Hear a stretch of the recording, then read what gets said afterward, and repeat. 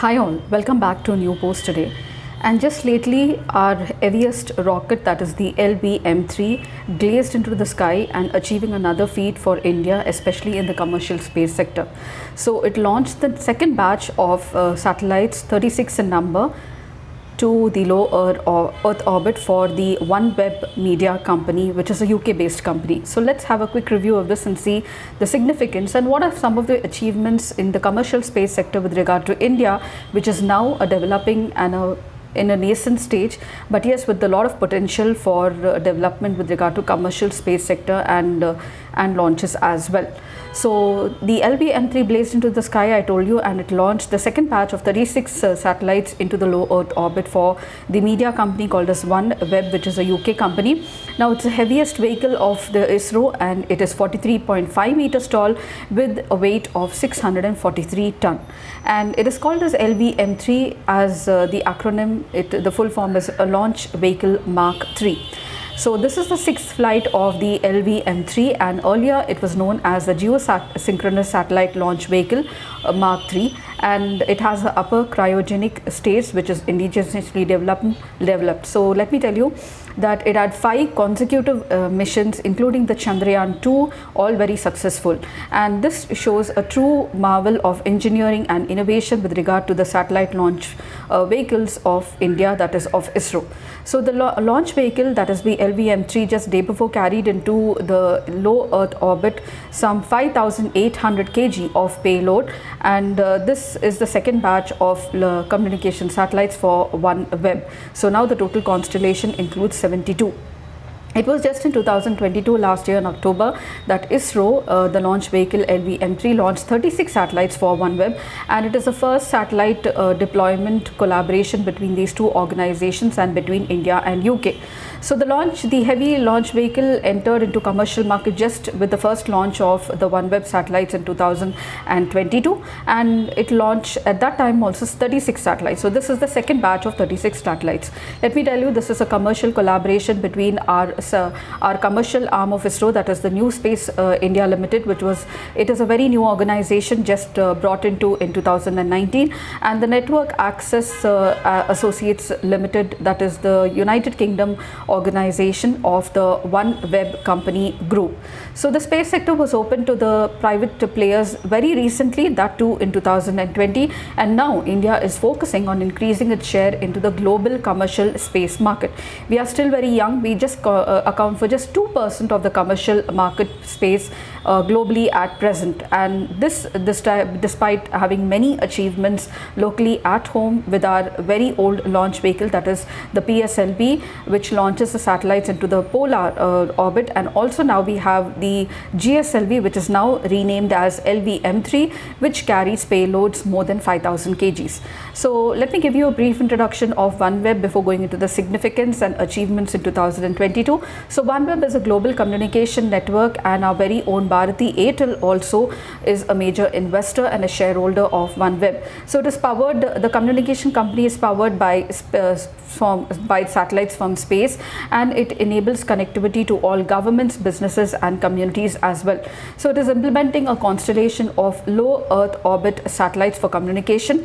India's Bharati Enterprises is a major investor and a shareholder in OneWeb. This is OneWeb's 18th launch, and it is the third in this year, bringing the total constellation of OneWeb company's satellites to 618 satellites.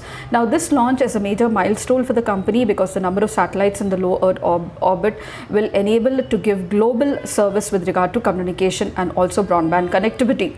So OneWeb is also ready to roll out the global coverage now, keeping in mind the constellation of satellites that it has in the low Earth orbit, and the largest for any company, I must tell you. So what's the significance of LVM3? Now let me tell you that this is the 6th successful launch of the LVM3, the heaviest rocket launch vehicle of ISRO, and it only speaks about the reliability and the trustworthiness on par with the PSLV, which is called as the workhorse of ISRO.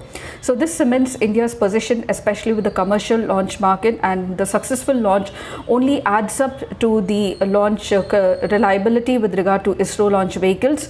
And also, let me tell you, we offer the launch at a very less price compared to other developed countries. Now, the successful launch also lays the ground for upcoming Gaganyaan mission, that is a human space mission into space, so which will be taken up by the LVM3 also. The successful launch is another belt, now will bring another belt of collaboration between OneWeb and also the ISRO once again. The upper stage of the LVM3 consists of the indigenously developed cryogenic engine, and this proves the indigenous reliability of cryogenic development with regard to India. So India can now develop cryogenic engines for other countries as well, and other space launch vehicles for other countries. Now, this is also a boon for India's commercial space sector, because we have successfully placed all the 72 satellites into the low Earth orbit, and that also within the intended time. So this speaks tons about the capability of India's commercial space sector.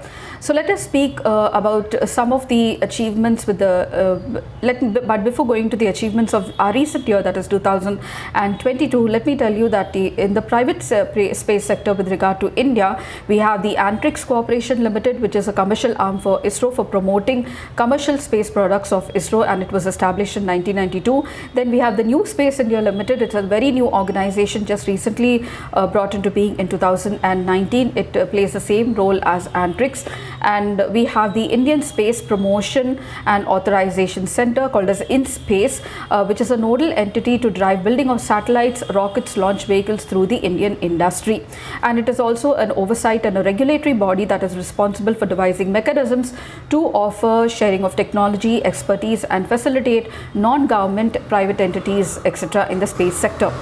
So this is about the environment of the private space sector with regard to India. And very recently we also launched our Vikram satellite, which is a commercial space satellite from ISRO itself. So some of the achievements with regard to 2022, which are really noteworthy with regard to the private space sector in India, is the Skyroot. So it is a first private launch vehicle. This year made significant strides, and its name is Skyroot, and this shows a growth of the private space industry in India at home. Then you have startups like Pixel that launched the third hyperspectral satellite called as Anand for Earth observation applications, and this was followed up by another satellite called as Shakuntala. Then you have the Dhruva Space, a space firm that is aimed at developing full stack space engineering solutions successfully, and validated its space orbital deployer during the PSLV-C-53 mission recently. We also have Digantara, an aerospace company based in Bangalore, Karnataka, built the world's first commercial space weather sensor, I must tell you. And lastly, the Agnikul Cosmos, under the aegis of InSpace, that is established as India's first private space vehicle launch pad at Sriharikota. So these are some of the achievements of Indian private space sector, especially with regard to 2022. And very good news with the recent launch for LVM3 and laying the ground for Chandrayaan-3 and also for the Gaganyaan mission. Recently, the cryogenic stage, called as CE-20, was also tested by the ISRO, and it went out successfully. So this lays the ground for the Gaganyaan and the Chandrayaan-3 upcoming missions. I hope this information was helpful to you all to build up on this, and if you did, please don't forget to comment, and I shall see you in my next post. Until then, happy learning.